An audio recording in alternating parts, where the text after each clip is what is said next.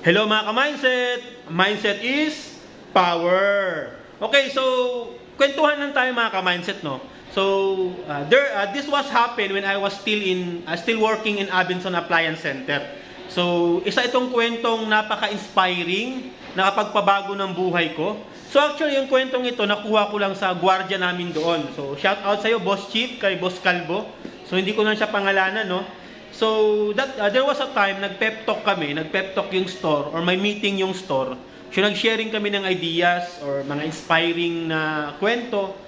So, merong kwento yung aming gwardiya, which is, nakapagpabago talaga ng buhay ko, or nakapagpabago ng thinking ko, especially relationship with our Creator or our God.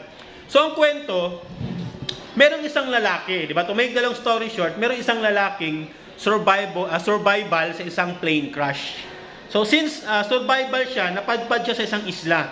So, isla whereby siya lang mag-isa. Wala siyang kasamang ni isang tao. Siguro mga wildlife, di ba? So, lumipas ang isang linggo, 2 linggo, 3 linggo, or even months, wala pa rin nakaka-rescue sa lalaki. So, ang ginawa niya, since nga, di ba, wala siyang matinong matulugan, so gumawa siya ng maliit na barong-barong, sabi natin kubo, di ba, maliit. Para lang may matulugan siya sa ulan, sa init. So, nakagawa na siya ng kubo. So, natuwa yung lalaki kahit papaano meron siyang pansamantalang shelter or kubo, di ba? Or matutuluyan. So, there was one night, ang lakas ng ulan. Napakalakas ng ulan, kulog, kidlat, di ba? So, worry yung lalaki. Nag-worry siya kasi nga sobrang lakas ng kidlat, which is parang hindi normal yung kidlat. So, parang matatamaan yung kubo niya. So, ang ginawa ng lalaki, dahil nga sa takot niya sa kidlat, lumabas siya sa kubo niya. Di ba? Lumabas siya sa kubo niya.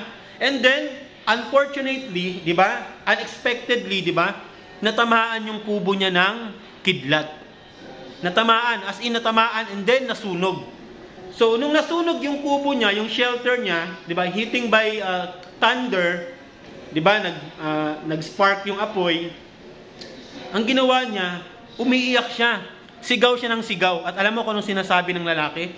Sinisisi niya yung Diyos. Biniblame niya yung Diyos. Alam niyo bakit? Sabi nga niya, nag-iisa na lang tong bahay kong to. Ito na lang ang meron ako. Bakit mo pa kinuha? So talagang sigaw siya ng sigaw, annoying, di ba? Nandun na yung, yun nga, pagkalungkot, pagkadismaya, at sinisisi niya yung Diyos. Dahil sa, yun nga, nag-iisang bahay niya, nag-iisang meron siya sa buhay, sinunog pa, o nasunog pa, o tinamaan pa ng kidlat. So parang in short, sinisi niya yung Diyos sa nangyari. So hanggang sa iyak siya ng iyak, hanggang sa nawalan siya ng malay. So nawalan siya ng malay. And then, one night, pagising niya, ito yung nakakabigla, mga ka-mindset.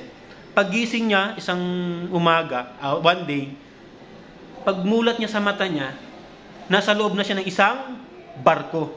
Yes, tama. Nasa loob na siya ng isang barko. Ibig sabihin, mga ka-mindset, na-rescue siya. So gulat siya. Tanong niya, pagmulat niya sa mata, may nakita siyang barko, malaking barko, maraming tao, may mga pagkain, naasikaso siya. So, gulat siya. And then, in-approach yung isang crew. Sabi niya, Sir, paano ako napadpad dito? Paano ako napunta dito? Kagabi pa lang, nasa isang isla ako at nasusunog yung bahay ko. Alam mo ang sagot ng crew? Alam mo kung anong sinagot, mga ka-mindset? Ito yung nakaka-amaze. Sabi ng crew sa kanya, Sir, kagabi kasi, dumaan kami sa isang islang maliit. And then, may nakita kaming nag-aapoy at umuusok. So, si Kapitan, naging curious, di ba? So, nakita niya kasing apoy at may usok at may nakita kaming parang isang maliit na kubo. So, doon pa lang, ang sabi ni Kapitan, baka may tao dyan. Baka may kailangan ng tulong. So, hindi siya nagdalawang isip. Pinahinto niya yung barko, kumuha ka naming maliit na bangka, and then yun nga, natagpuan ka namin nakahandusay, walang malay. So yun sir. Kaya, nung dahil sa usok na yun, nung dahil sa nasusunog na kubong yun, natagpuan ka namin. Alam nyo mga ka-mindset kung anong reaction ng isang lalaki nung narinig niya ng kwento ng crew? Iyak siya ng iyak. Diba? Malaki ang pagsisisi niya. Alam nyo bakit? Dahil sinisi niya pa yung Diyos. Hindi niya alam, yun pala yung paraan ng Diyos sa kanya, para siya ay maligtas. Yun pala yung paraan ng Diyos sa kanya para siya ay maiahon sa kagipitan, kahirapan niya sa buhay. So, anong aral nito mga ka-mindset? tulad din natin, madalas nating sinisisi yung Diyos. Madalas nating biniblame si God, ang ating Creator, dahil ganito, dahil ganyan, bakit ganito, bakit ganyan. Ang daming tanong, ang daming blame, ang daming pagsisisi, o dami nating binabato sa kanyang paninira or paninisi. Pero hindi natin alam na ang Diyos ay talagang may mas magandang plano sa atin. Hindi natin alam na meron palang nakalaan ng Diyos para sa mga buhay natin. Tulad ng isang plane crash survivor, di ba? Nasunog yung kanyang kubo sa loob ng isang isla. Nakakala niya, yun na yung meron siya. Sinunog pa ng Diyos, hinayaan pa ng Diyos na masunog ng kidlat. Pero hindi niya alam, yun pala yung magiging daan para siya ay mag-survive, para siya ay matagpuan ng mga crew ng isang barko. So, di ba mga ka-mindset, napaka-inspiring ng kwento.